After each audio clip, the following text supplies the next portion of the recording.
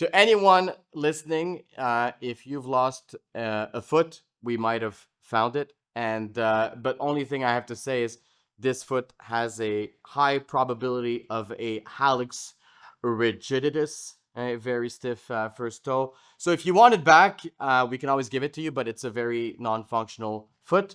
We're going to talk about feet. We're going to talk about what we put our feet in, considering how sensitive these little beauties actually are. And I want to start with the types of shoes that we shouldn't wear, if only for the color. I mean, these are obviously ugly. No one should wear bright yellow, but that's obviously a very personal opinion. What's more factual is the following. So there's a few problems with this shoe outside of the color. Number one, we're in the presence of a sole that is very soft. A soft sole sounds good, but it's actually quite horrible for posture. Why? Because your feet are trying to find something sturdy to stand on. When they stand in shoes that have a very soft sole, it essentially creates an inherent instability, which creates stress. And so then the body perceives, detects threat, and that leads to stiffness and postural compensations. So that's number one. Number two, what I'm not crazy about on this shoe is the thickness of the sole. So on top of being on a soft surface, you're away from the ground. Now, that being said, if this thick sole was very hard, you would at least be able to resonate with the ground when you walk and when you run. It wouldn't be ideal for proprioception, but at least in terms of connecting with the ground via the resonance, it would be okay. So for instance, I typically have no issues improving people's postural system when they wear construction boots. Even though the sole is thick, it's very hard. But in this case, we're in the presence of a thick sole that is very soft. So that's like two strikes. A third issue with this shoe is that there's an embedded arch support.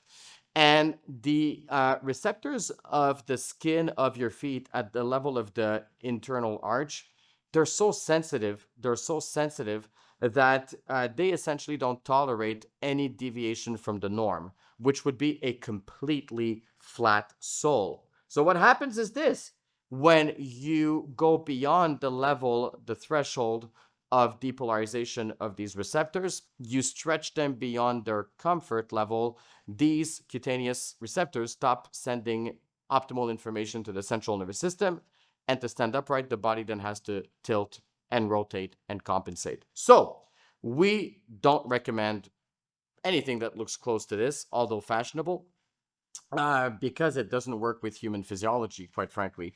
And so these are the main issues with this one here. This is a Croc. It's not a real Croc, it's a fake Croc, but it's got all the same characteristics.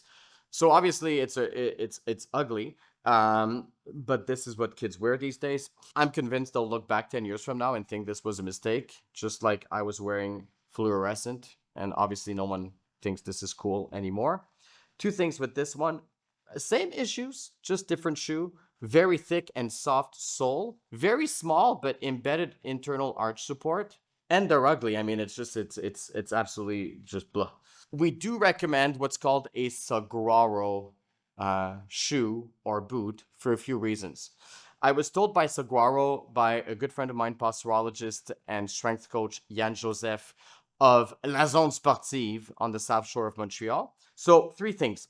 So first off, the sole is actually very thin. We're at maximum 3 millimeters, and it's hard. So with every step you take, you actually feel the ground, and your body feels comfort because it feels the ground. Now, there's also absolutely no arch support whatsoever. None, zero. It's a perfectly flat sole. One of the really awesome characteristic of the Saguaros is the fact that when you walk, your foot is supposed to twist, deform itself.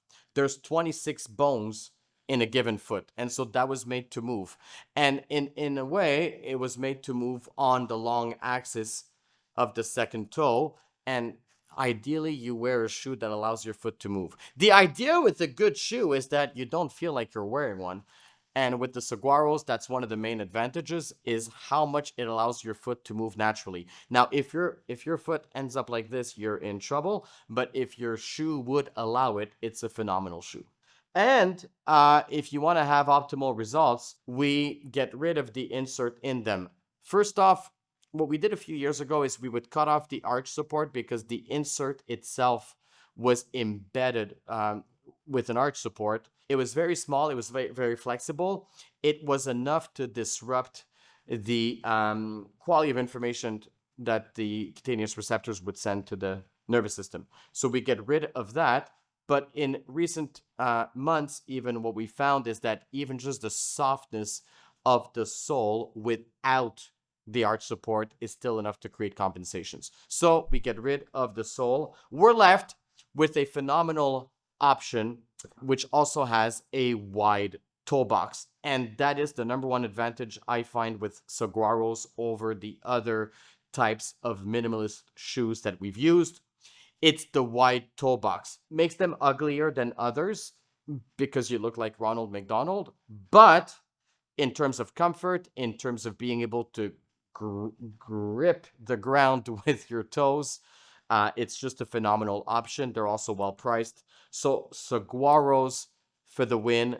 These are the best shoes I know for posture, motor control, and balance.